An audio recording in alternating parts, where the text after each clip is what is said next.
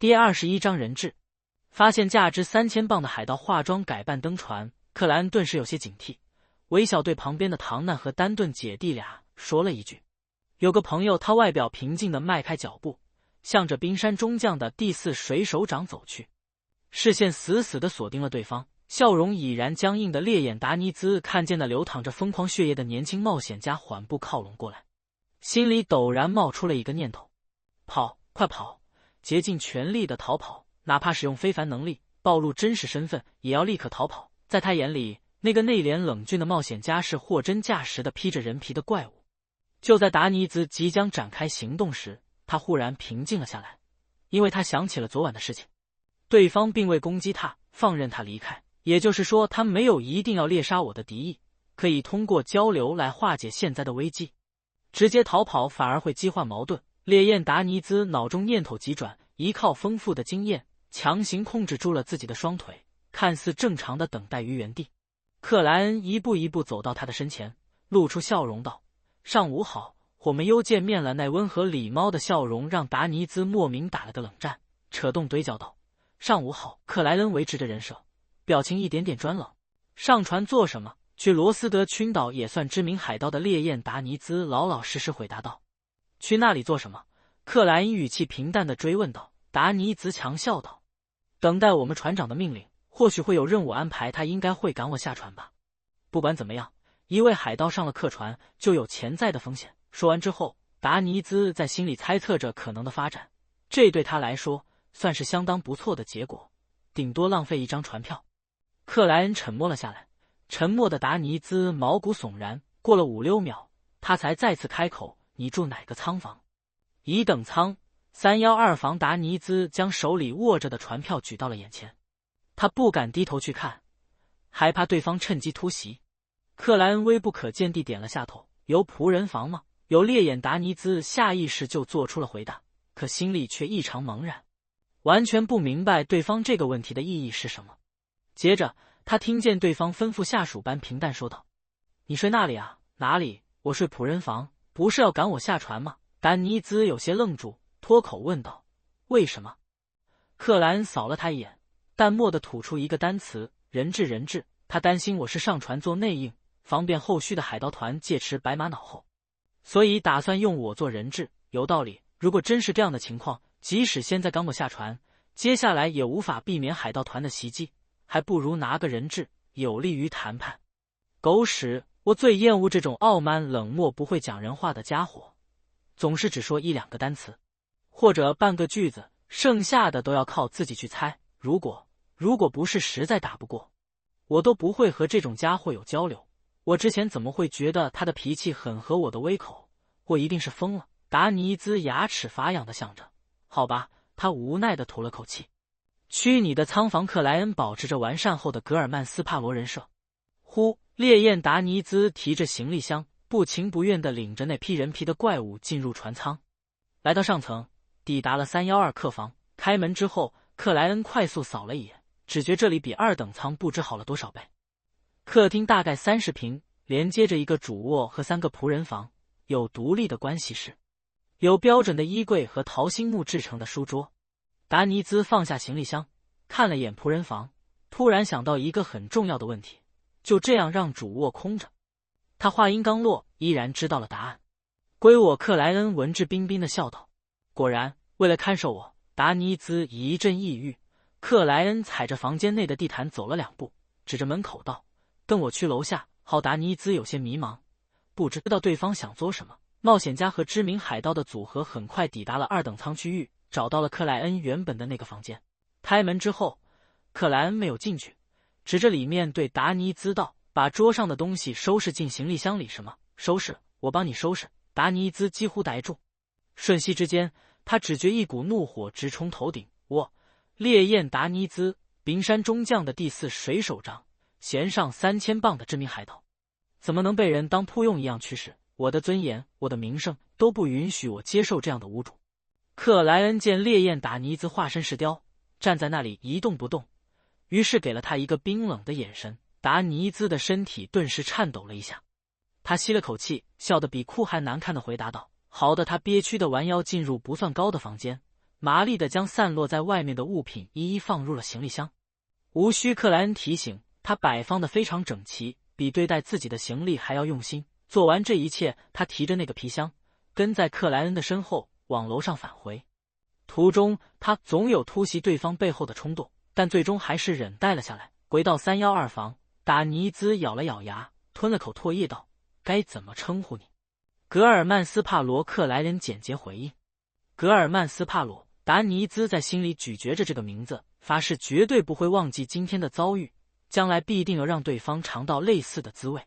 船长肯定会帮我的，他满含期待地想着。为了人设，克莱恩没有选择安乐椅，随意找了张硬木椅子坐下。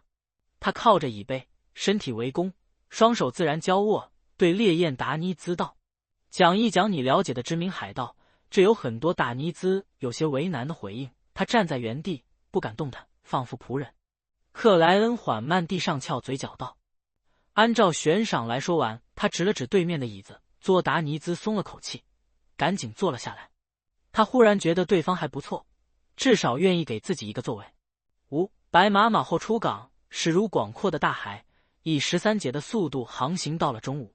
讲得口干舌燥的烈焰达尼兹得到了停止的允许，拿着船票，带领克莱恩找到了属于1等舱的餐厅。这餐厅布置得很典雅，有小提琴手在角落演奏，不同桌子间还存在一定的障碍物分隔，保证了用餐环境的私密。走了几步，克莱恩就遇到了唐内一家和克利维斯等人，他们占了张大桌，正等待着侍者送上美食。斯帕罗叔叔，因为有了共同的秘密，小男孩丹顿已悄然改变了称呼。唐纳眨了眨眼睛，充分表现出了自己的疑惑。他清楚地记得斯帕罗叔叔住的是2等舱，不应该出现于这个餐厅。克莱恩含笑挥了挥手，算是打过招呼，然后指着达尼兹道：“他请客。”这样啊。唐纳好奇地打量起达尼兹，觉得这位先生长得怪怪的，尤其眉毛非常不自然。克里维斯放下刀叉，默然2秒道：“你朋友？”克莱恩轻笑一声，侧头对达尼兹道：“你认为该怎么回答？”达尼兹先是咬牙，接着堆出笑容道：“格尔曼曾经救过我，对，是这样，否则我可能已经被他杀掉。”换成了悬赏，达尼兹在心里安慰着自己。克里维斯上下打量了达尼兹几眼，没再多说什么。越过唐的一家，克莱恩找了张靠窗的桌子，侍者非常热情地过来，递上了菜单：炭烤小牛排、红酒鹅肝蔬菜沙拉。达尼兹瞄了眼菜单，忍不住感叹道：“还是这种没个2-3天就有港口停靠和补充的船好，有足够新鲜的食物。遇到那种1周2周都漂在海上的，就只能啤酒、腌肉、各种罐头轮流来，单调的让人想要发疯。不过大海本身也会提供新鲜的食材。呵呵，这必须拥有足够的鉴别力。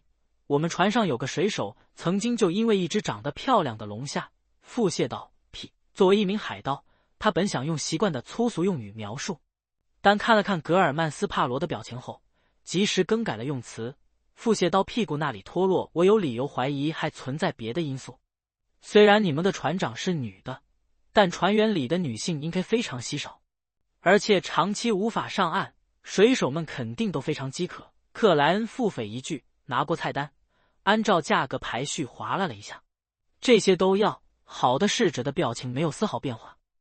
这个时候，克莱因看见船长爱尔兰进入餐厅，路过附近，于是简单和对方打了声招呼。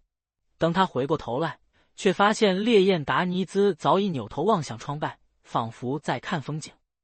船长认识你？克莱因用近乎陈述的语气问道。达尼兹干笑了2声。他还是威廉50号的水手长时，我们和他们发生过战斗，而且我也算是较为知名的海盗。说到这里，达尼兹想起自己目前的处境，忽然有些忧郁，于是改变了话题。我一直都很奇怪，公正的爱尔兰为什么突然离开了海军？那个时候他已经是仲裁人。第22章红骷髅海盗团，一位非凡者被允许离开舰队，不需要达尼兹特别说明。克莱恩轻松就明白了他为什么觉得奇怪。在职业者小队，即使纯粹的文职人员也会受到严格的限制，正常离职会签终身保密协议，不得批准不能离开原本所属的职业者小队辖区，获得批准搬迁去别的城市后，则需要第一时间找当地黑夜教会登记。从这样的规定就能看出官方在对待超凡力量及相应事务上的态度。一位喝过魔药的非凡者不可能那么轻松就脱离组织。克莱恩清楚地记得，正义小姐最早明明有成为非凡者的渠道和办法，却不愿意尝试，给出的理由就是不想失去自由。类似的想法在他脑海内打了个转，但未化成言语，因为礼貌却冷淡的格尔曼斯帕罗是不会对这种传闻感兴趣的。那又怎么样？克莱恩望着桌上的餐具，平静反问道。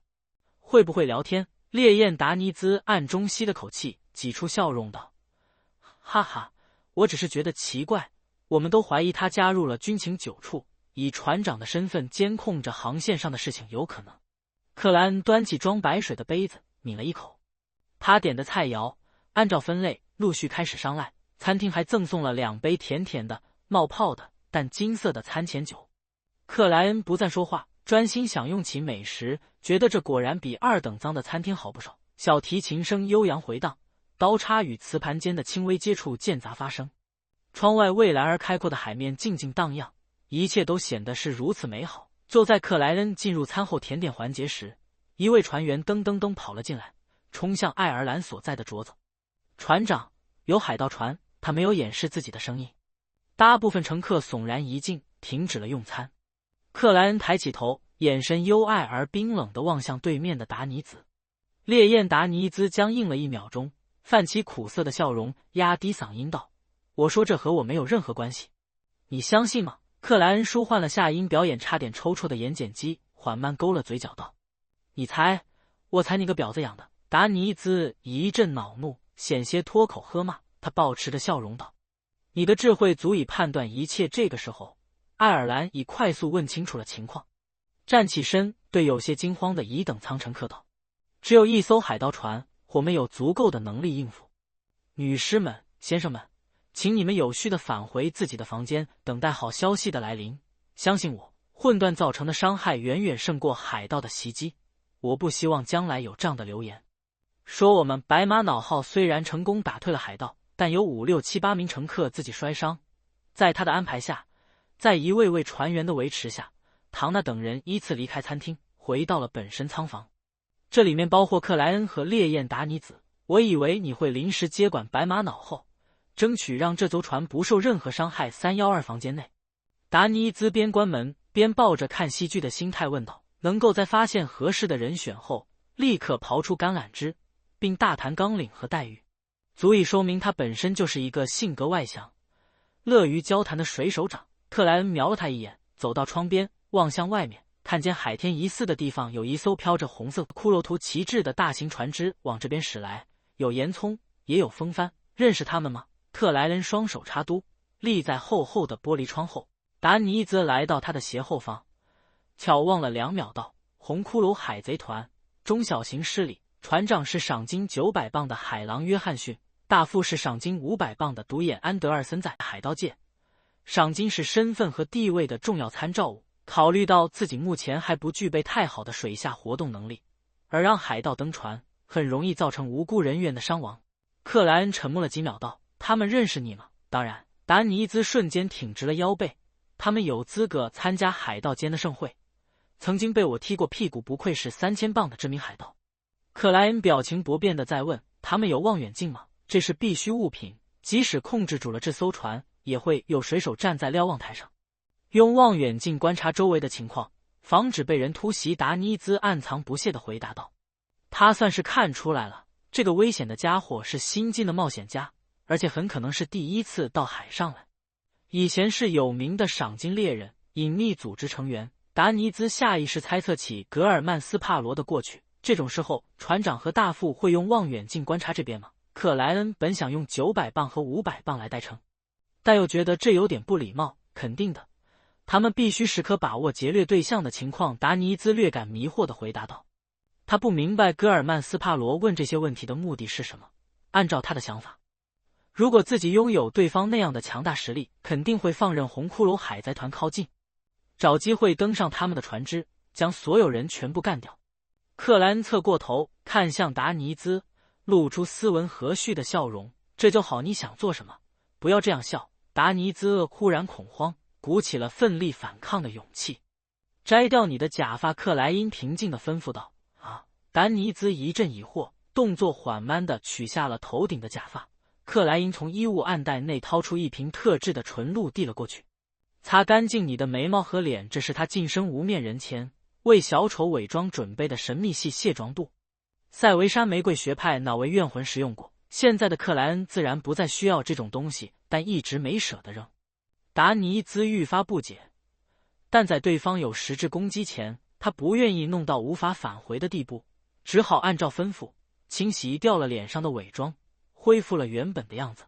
收回金属小瓶，克莱恩拉开了窗户，让外面的海风倒灌进来。一站到这里，朝向外面，他指着窗户的正后方对烈焰达尼兹道。达尼兹茫然又警惕地走了过去，稳稳地立在窗户后。克兰审视了几秒，平静说道：“你有2个选择，一是自己爬出去，显眼地挂在那里；二是被我提的衣领，显眼地挂在那里。你想做什么？”达尼兹脱口问道。克莱恩再次露出和蔼的笑容，把你展示给那个海盗团的人看。冰山中将的第4水手长应该有足够的分量劝退他们。不能这样。达尼兹下意识就选择了拒绝。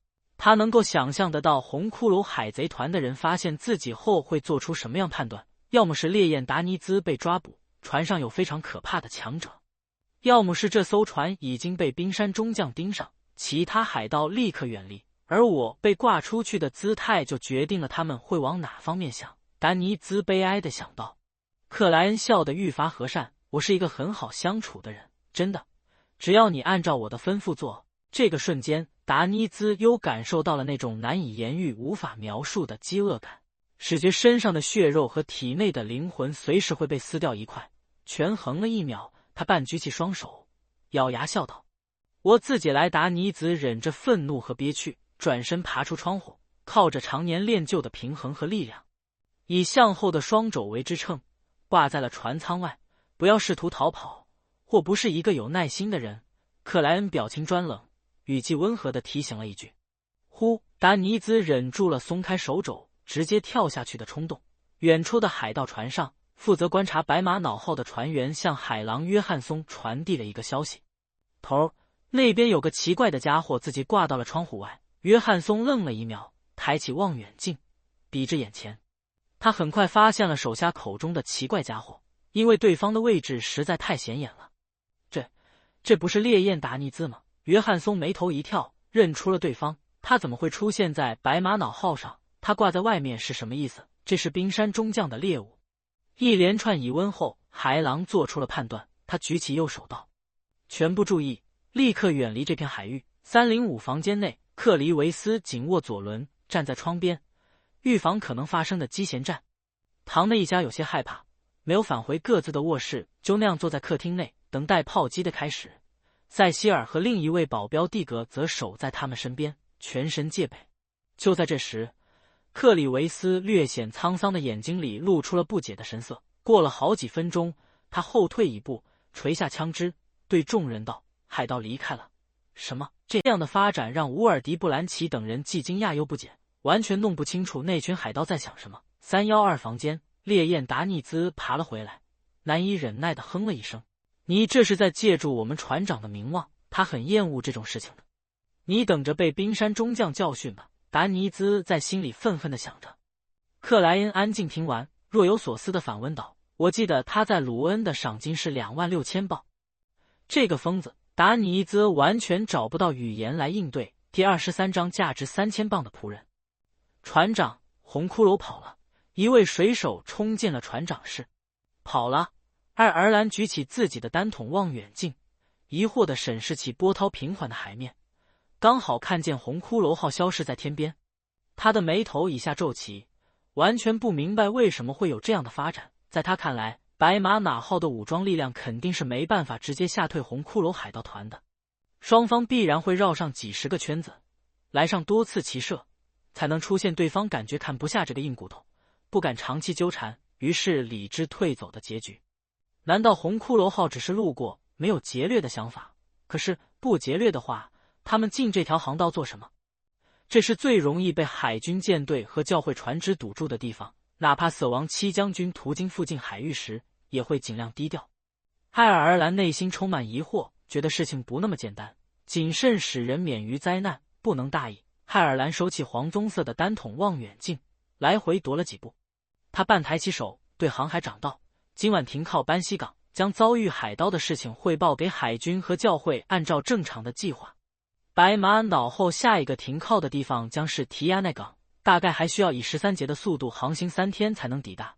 从提亚内港出来，就将直达最终目的地罗斯德群岛首府慷慨之城拜亚姆。而从普利兹港到拜亚姆有更快速的航行方式，那就是中途只停留一次，在距离达米尔港120海里的班西港。”红骷髅真的离开了。唐奈的父亲乌尔迪布兰奇走到窗边，眺望远方。克里维斯沉静点头道：“是的。”他话音刚落，外面就传来了水手的呐喊：“危险解除，危险解除！”听到官方的确认，唐纳和丹顿姐弟俩终于放松下来，有勇气来到窗户附近打量外面的情况。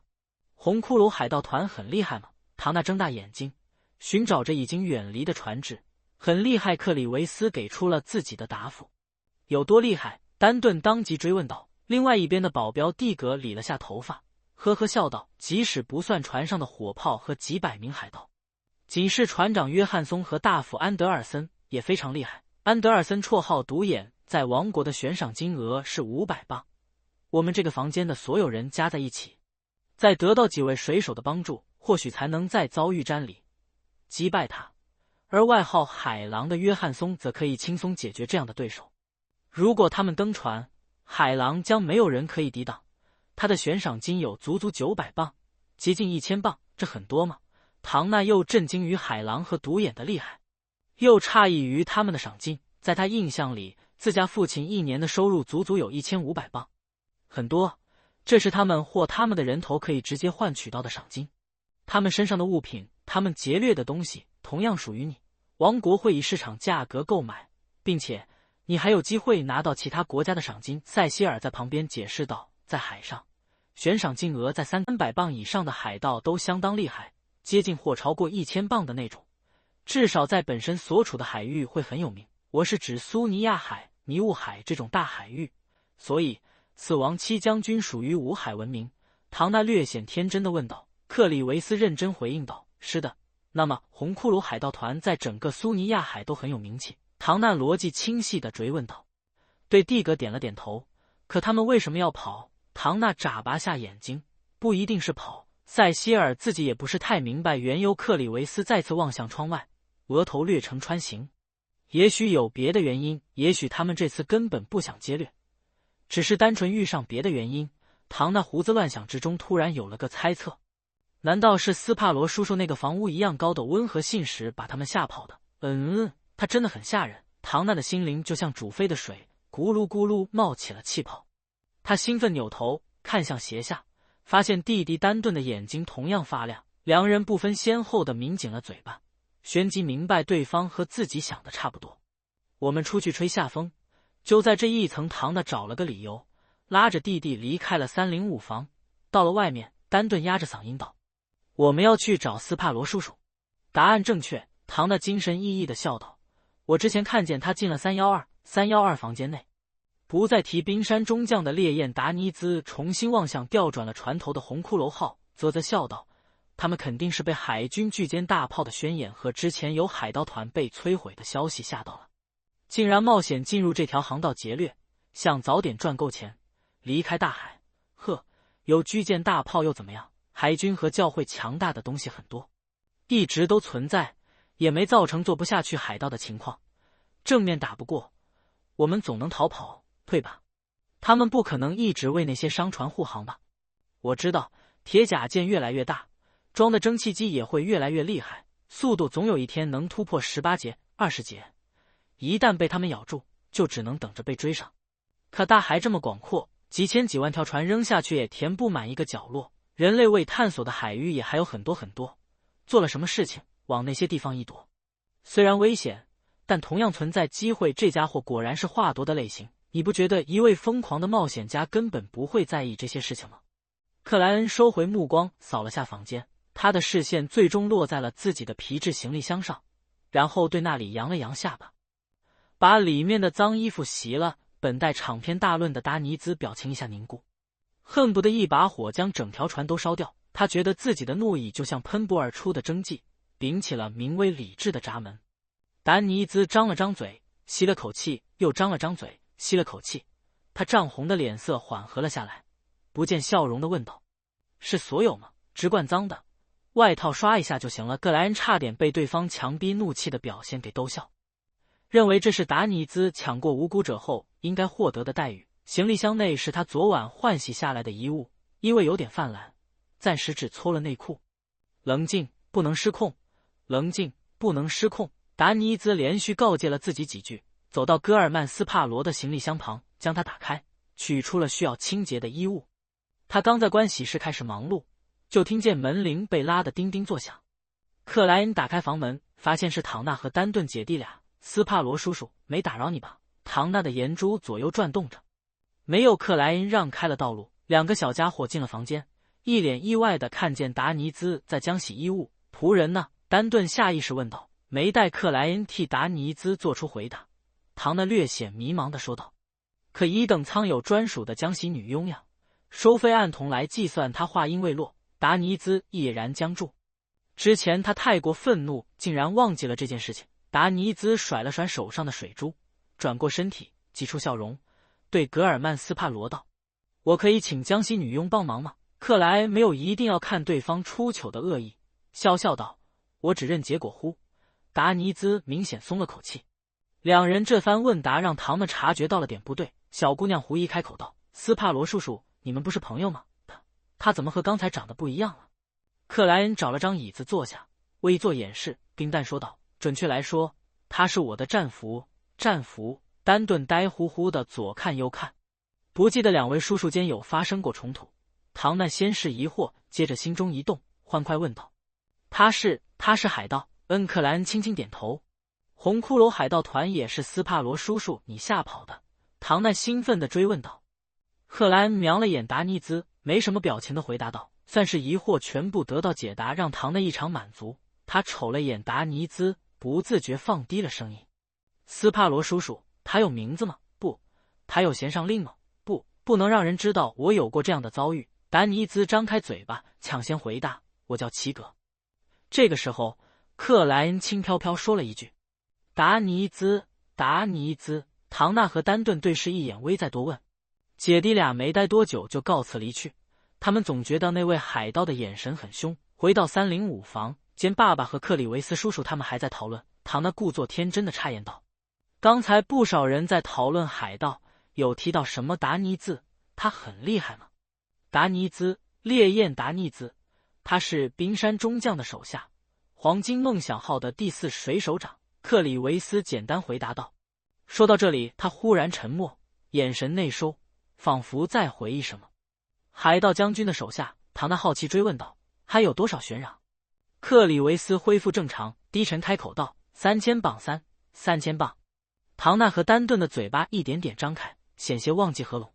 红骷髅的船长才悬赏900磅，刚才那个看起来像仆人的家伙竟然值3000磅。姐弟俩你看我，我看你，说不出话来。傍晚6点，白玛瑙号再次进港，班西港。爱尔兰很谨慎吗？达尼兹站在窗边，望着已然昏暗的港口和高高的灯塔道。不等克莱恩回应，他自顾自笑了一声。这里似乎有一些不好的传说。第24章天气博物馆。克莱恩一初步摸清楚了达尼兹的性格，没主动出声问有哪些传说，依旧坐在椅子上，平静地望着对方。未被打断的达尼兹晃了晃脑袋。传说在300多年前，鲁恩的军队第一次占领这座岛屿的时候，由超过500名士兵在一场大雾后离奇失踪。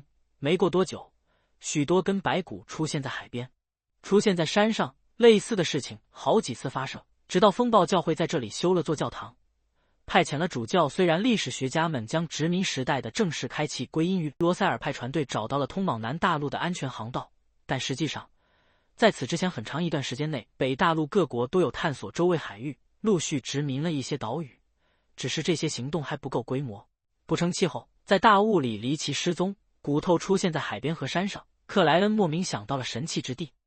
按照小太阳的描述，那里没有太阳，只剩闪电和黑夜。而当人类被没有一丝亮光的黑暗包裹后，将遭遇或诡异或恐怖的事件。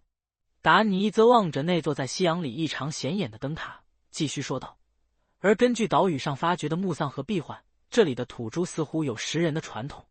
这座岛屿处在气候变化激烈的地带，时常会遭遇地震、风暴和大雾。这一次又一次给土著们带来灾难。为了活下去，他们开始祭祀自创的天气之神，每年举行4次仪式。仪式的内容是杀掉挑选出来的神眷者，分享他的血液和肉块，并将脑袋埋入祭台。不过，类似的传统早就被风暴祭礼取代，本地土著原本的语言也已经消失。天气之神，一个被征服的、曾经保留着活祭传统的岛屿，克莱恩初步做出了判断。达尼兹收回视线，随口说道：正因为这些传说，丹西港有2种独特的风俗。一个是在大雾和天气变化剧烈的夜晚，紧闭房门，不要外出，不要回应敲击的声音。另一个是他们嗜好各种动物的鲜血，并从迁徙的精灵那里学会了往里面加盐，让血液凝固成奇特的块状物，配合本地产的几种辛辣调料，又嫩又香。这不就是血旺吗？克莱恩愣了一秒，将疑惑化为皱眉道：精灵，根据他形成于上辈子的刻板印象，精灵应该是优雅的素食主义者，怎么会研究鲜血的正确使用技巧和血旺的100种做法？对，传闻很多精灵都喜欢凝固的血液。达尼兹摊手回答。可惜现在已经很难遇上这种善于烹饪的生物。小太阳有提过，精灵王苏尼亚索利姆这位古神掌握的是风暴权柄，乃精灵一族应该类同于水手途径的非凡者。这么看来，精灵们喜爱血类食物并不是不能理解，说不定他们还会普遍具备暴躁这个属性。画面有些美啊！克莱恩思绪电转，逐渐将注意力转移到了血旺上。好久没吃了，他有了下船品尝美食的想法。这时，达尼兹主动提议道：这里有家青柠檬餐厅很出名，猪血尤其美味，要不要去试一下？他总觉得独自和格尔曼斯帕罗待在一个房间内很危险，担心这披着人皮的怪物会突然发疯。人多的地方他应该会较为克制。风暴在上，愿这段旅程早点结束。达尼兹不太有信心地祈祷着。作为一名海盗，他信奉的同样是风暴之主，但对教会缺乏足够的尊重。听到烈焰的提议，本就有意向的克莱恩怦然心动。不过对方讲的那些传说和风俗总让他有点不太好的感受，于是他掏出枚金币，当着达尼兹的面做了次占卜。结果是对他来说，班西港不存在潜藏的危险。克莱恩看着掌中的金币，几秒没有移开眼睛，依旧觉得不够放心。达尼兹看到这一幕，忽然明白眼前的怪物擅长占卜，即使偷跑也很容易被找到。烈焰一阵沮丧，心里涌现出淡淡的悲哀。他刚调整好心情，克莱恩突地站起，走向盥洗室。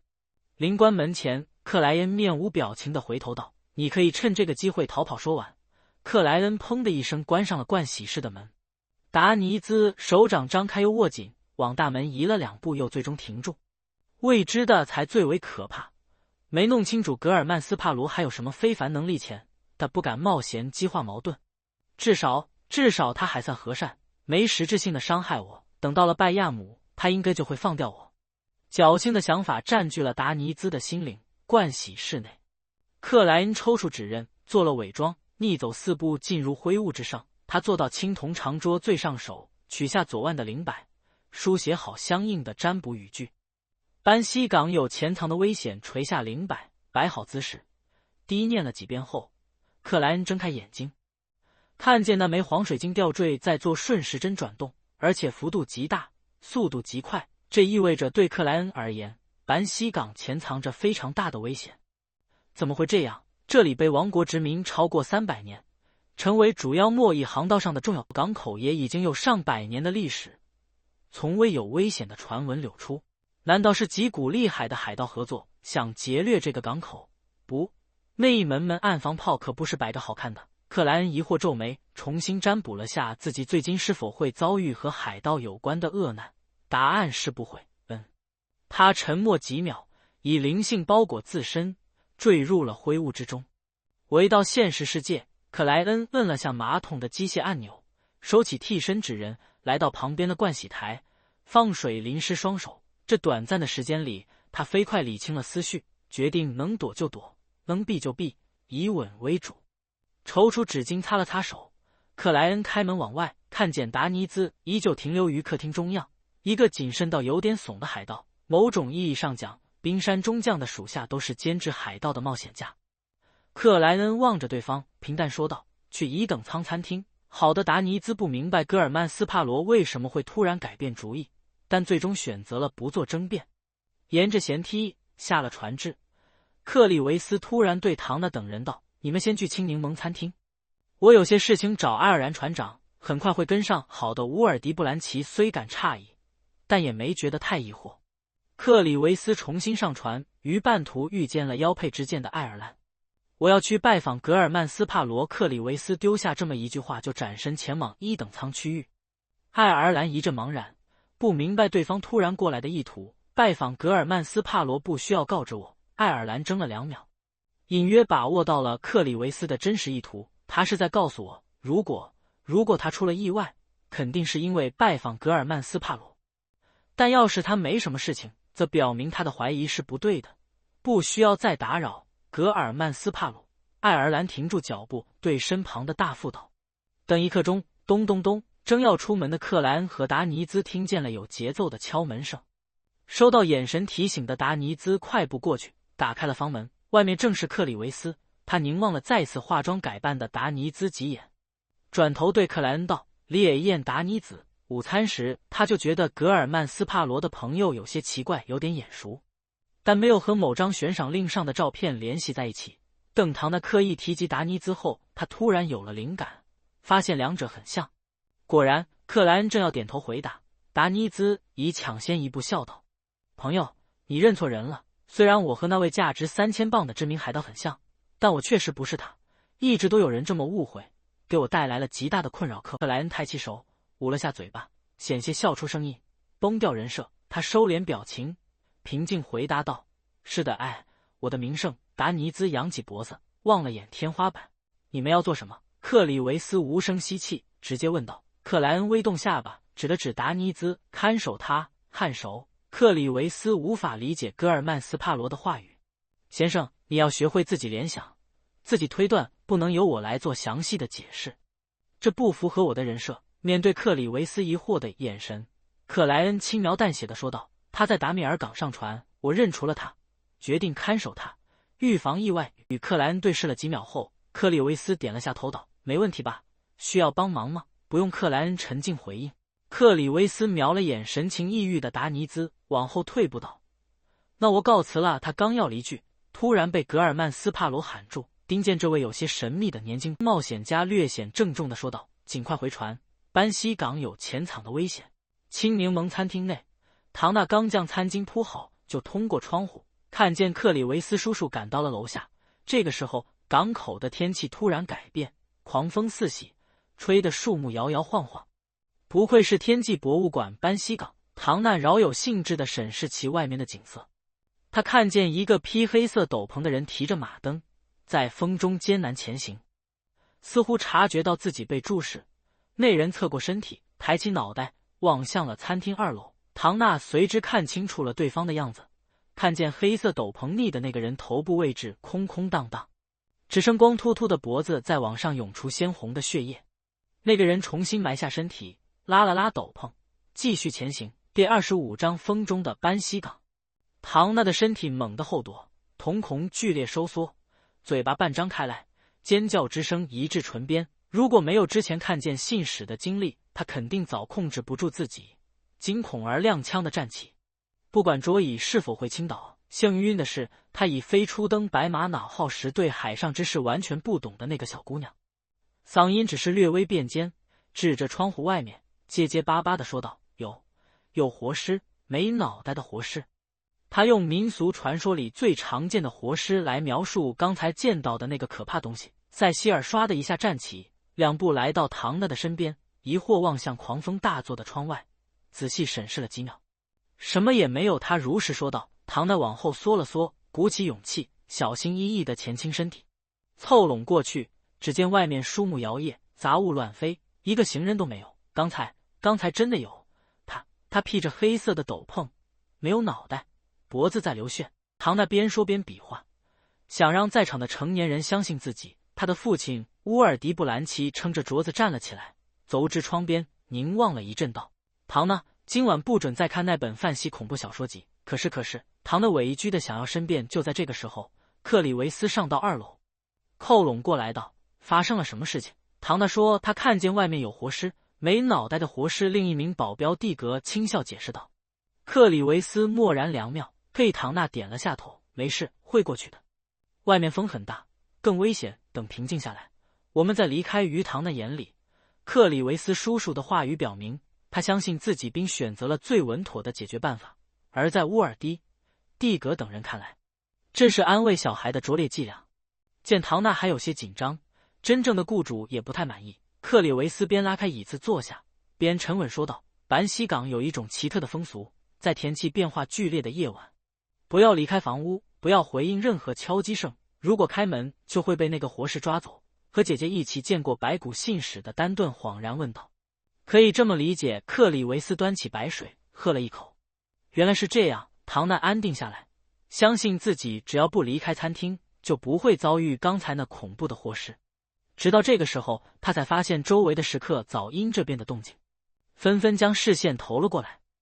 被一道道目光注视着的唐娜只觉全身上下都不自在，本能就想埋低脑袋躲避一切。我又没做错什么，我真的看见了。唐娜倔强地挺直脖子，环视了一圈。他看见一位穿燕尾正装的绅士和一群漂亮的女士收回了视线，看见他们低下脑袋，拿起汤勺，将瓷碗内放了好几种香料的暗红血块舀入口中。他们的唇边染上了一抹血红，他们的脸色在水晶吊灯光芒照耀下，显得颇为苍白。两者对比鲜明，让唐娜莫名多了些名为恐慌的情绪。他忙转正脑袋，等待起晚餐，并暗中向女神祈祷，希望狂风尽快停止。班西港电报局，爱尔兰和大副刚拍完给海军的情报，就发现外面风声呼啸，拉扯的附近门窗哐当作响。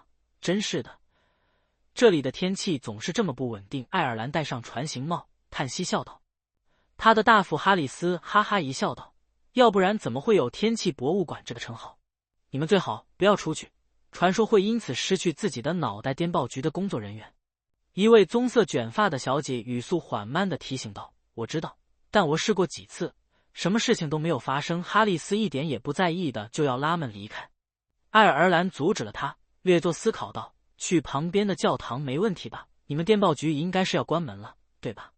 没问题。棕色卷发的小姐还是那副慢条斯理的样子。爱尔兰点了下头，拉开电报局的大门，逆着能卷起小孩般的狂风，向几十米外的风暴教堂艰难行去。大副哈里斯按着自己的帽子，跟在船长身旁，似乎想表达可以直接冲回白马脑后的想法，但他刚一开口就被狂风灌入嘴里，所有的声音都惨遭赛回，支支吾吾了一阵。他明智地闭上嘴巴，不再做明显不现实的提议。此时距离7点还有1刻钟，只能算是傍晚。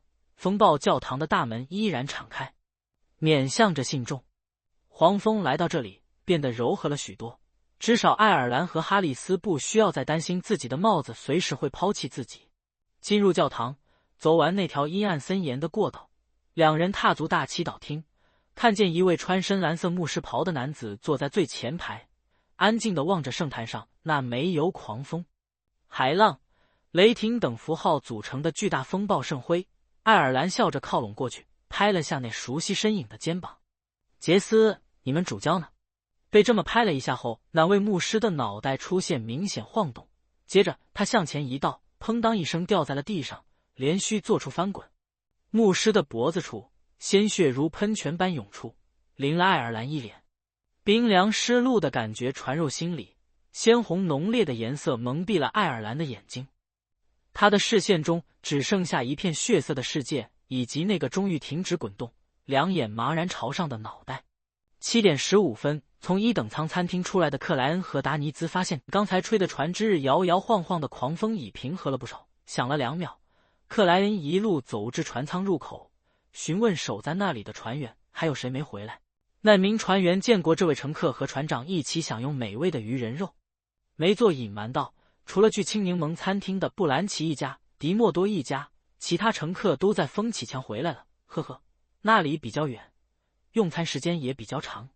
啊对，船长和大副去了电报局，也还没回来。克莱恩微不可见颔首，沉默返回了312房。他站在窗边，望着被风吹起的一道道海浪，哪怕不去灰雾之上的神秘空间占卜，仅凭本身的灵性直觉，也能隐约察觉正有什么不好的事情在酝酿，在发生。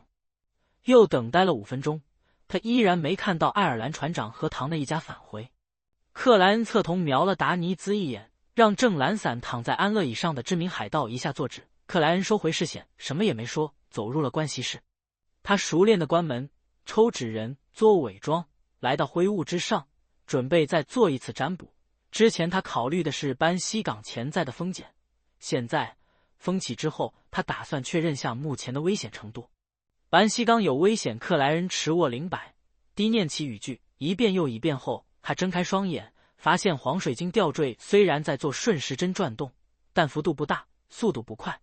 有危险，但属于可以接受的范围，这和之前的启示矛盾。克莱恩双肘直在青铜长桌边缘，疑惑自语道。他迅速想到了一个可能，那就是当前的危险不等于潜藏的风险，除非触发了什么，或者深入调查出了什么事情，才会让海平面下藏着的冰山呈现。这潜藏的风险也许已经存在了300-400年，甚至更久，并非因为我到来才有。当前的危险甚至可能和潜藏的风险一点关系也没有。可惜缺乏必要的信息，无法就这个猜测做占卜。做完解读，克莱恩迅速返回现实世界，离开盥洗室，到了当椅子坐下。他沉默着，犹豫着，许久没有动作，这让烈焰达尼兹莫名感觉不安。自从格尔曼斯帕罗输出班西港有潜藏的危险后，这位知名海盗就一直有些担忧，能让这怪物改变注意，不去青柠檬餐厅的危险肯定非常可怕。我这次度假怎么就这么惨？简直厄运缠身。达尼兹被近乎凝固的气氛弄得实在坐不住，只好站起身，来回踱步。就在这个时候，他看见格尔曼斯帕罗这个怪物突然站起，边扣上双排扣长礼服的纽扣，边走向门边的衣帽架，取下半高丝绸礼帽。克莱恩望向烈焰，没有表情地说道：“你自由了。”达尼兹只觉这一点也不真实。他忽然明白了对方想做什么，愕然脱口道：“你要去救那个船长，还有那些普通人，你自己说外面很危险的。”克莱恩戴上半高丝绸礼帽，拿起黑色硬木手杖，边拧动门把手，边平淡回应道：“他们和我合作过，他们替我保守了秘密，他请我吃过鱼人肉，他帮我赔偿了白沙的损失。”丹尼兹一时没反应过来，下意识问道：“赔偿了多少？”几苏勒克莱恩打开房门，走了出去。疯子，这家伙是彻头彻尾的疯子，不管对别人还是自己而言，他都是疯子。达尼兹嘴巴半张，难以成言。还好，我是一个正常人，我会待在安全的地方。达尼兹收回视线，半嘲笑半愉悦地想着。他念头刚落，狂风再来，吹得玻璃窗吱嘎作响，让屋内的蜡烛光芒摇摇晃晃。看着这昏暗涌动的一幕，达尼兹突然想到了一个问题：这艘船停在港口，也算是班西港的一部分，也不安全，也有可能承受风险。我自己一个人待在这里，还不如跟着那个怪物，至少他很强大。达尼兹身体比脑子快，噔噔噔就跑出312房间，终于在克莱恩离开仓房前赶上了他。克莱恩侧头看了他一眼，虽然没有说话，但疑问的意思已非常明显。达尼兹忙哈哈笑道：“只是这么小的危险就选择退避，我会被苏尼亚海上的所有海盗嘲笑的。”借口。克莱恩没有戳穿，从门口船员那里借了盏马灯，提着昏黄马镫，握着硬木手杖，身穿黑色长礼服的他沿着船舷进入了昏暗的港口。达尼兹一边哀叹，一边牢牢地跟在旁边。